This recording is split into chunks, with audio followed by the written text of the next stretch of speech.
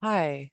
So the methodology that we used is based in two-eyed seeing, and we wanted to show how two women of different races are experiencing the effects of allyship in their journey to dismantle the hold of racist and patriarchal leadership systems.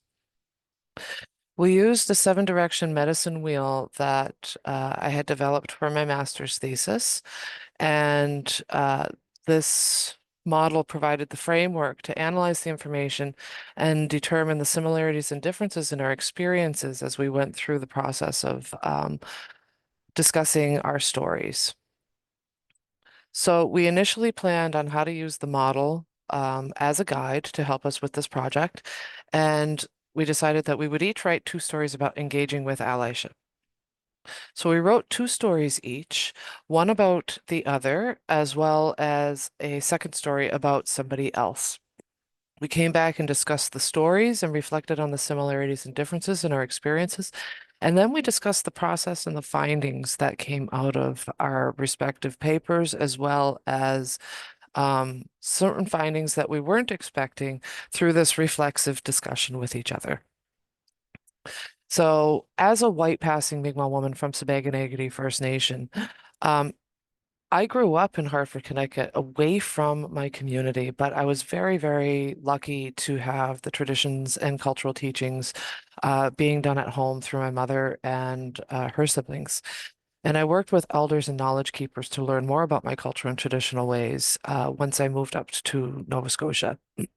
I currently work as the education program manager at the Mi'kmaq Native Friendship Center and as a part-time professor at St. Mary's University. And I have over 20 years of teaching experience in Indigenous communities throughout Atlantic Canada. And as a consultant, I use a lot of the work and research that I've done to help strategize with organizations on how to create more culturally safe spaces. The story that I chose to include in this reflective piece with the conference today came out of discussions that Heidi and I had regarding some of the other stories. And so if you look at the model, I'll take you around to each of the sections and what I learned as we were going through this. So in the first step, I learn about the Mi'kmaq. As a Mi'kmaq person, I don't necessarily have to learn about being Mi'kmaq at this point, but if there's something that I don't know, I will learn it. But during this stage, if I'm approached to be an ally from within, so somebody who is non-Indigenous is reaching out to me, then I will have time to do a self-reflection on whether or not this is an area that I feel comfortable presenting the knowledge or whether I should redirect them to somebody else. If I choose to refer them to somebody else, this is the I teach you section, then I will teach them how to engage in a culturally respective way and ensure that the next people that they engage with see that they've done their homework, that they've learned about the community and they learn how to engage with them in a way that they're familiar with and feels culturally safe.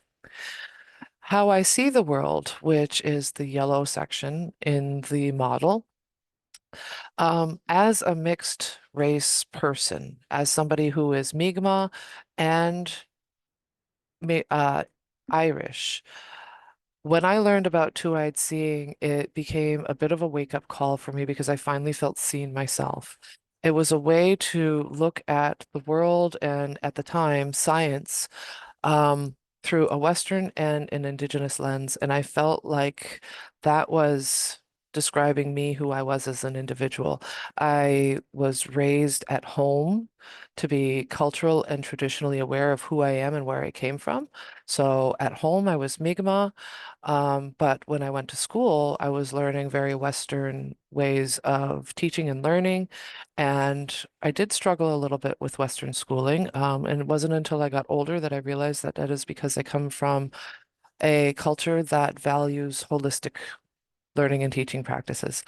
Um, so in how I see the world, that particular section of the model, I will make a choice.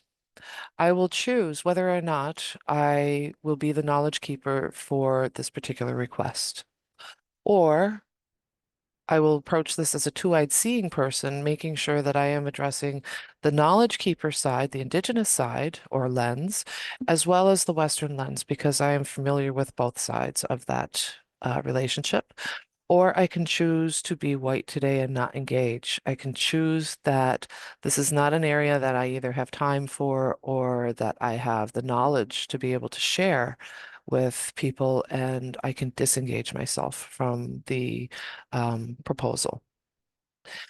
In the red section, what is valued, I will always put Indigenous priorities first and question how this will help the larger community. To me, that is my measurement for whether or not it is worth engaging as an Indigenous person. Is this going to help the larger community? And that is scalable. That can be larger community, meaning one particular community. It can mean all Indigenous people across Turtle Island. How we do the work, the gray section here. I will always base things in two-eyed seeing when working with non-Indigenous people. So I will look at both sides of the lenses and determine if we are addressing this from a strength-based perspective, and I will place the priority on the benefits to the larger Indigenous community. And then everything that we do is grounded in two-eyed seeing. So during this relationship of being the ally within, this process is the identification of a shared purpose and valuing the strengths to co-create new knowledge. So we will look at both sides of our respective areas and collaborate to create something new. Some of the findings and discoveries that as Heidi and I went through this process were that there's a huge mental load associated with being a knowledge keeper or an elder who is engaging as an ally. So, as such, boundaries are essential to that work. And those boundaries include cultural boundaries based on the seven sacred teachings, as well as information that the community decides it is shareable or not shareable. And in certain First Nation communities and Indigenous communities, those guidelines are very strictly um, discussed and enforced by the elders and knowledge keepers of that community. And then there are work boundaries, mental workload boundaries, and personal boundaries. And all of those things need to be taken into account while engaging with the ally within, but also as the ally within, I need to identify and adhere to those boundaries to make sure that I am also keeping myself safe throughout this process, because some of the information that we share can be quite triggering or traumatic. And so self-care needs to be taken. And then the other finding that came out of this discussion with Heidi as we processed through our findings or our stories is that because I do have white privilege, it really helps me to enforce my boundaries, because if I feel like they are being crossed or I don't have the mental capacity and a mental workload boundary needs to be put in place, I can say today I choose to be white and I'm not going to engage in this type of allyship for this particular project because I need to preserve myself. The last piece that I want to leave you with is if you look at the blue circle in the center of this new Indigenous research paradigm that I created, it is the outcome of the collaboration of the Indigenous and non-Indigenous partners. So this blue circle will change and will evolve and become different with every new project that is discussed or embarked upon, because all of the surrounding sections are what create the blue circle at the center. It is the resulting outline, project outline, research plan, workshop plan. That is what is at the center of this model.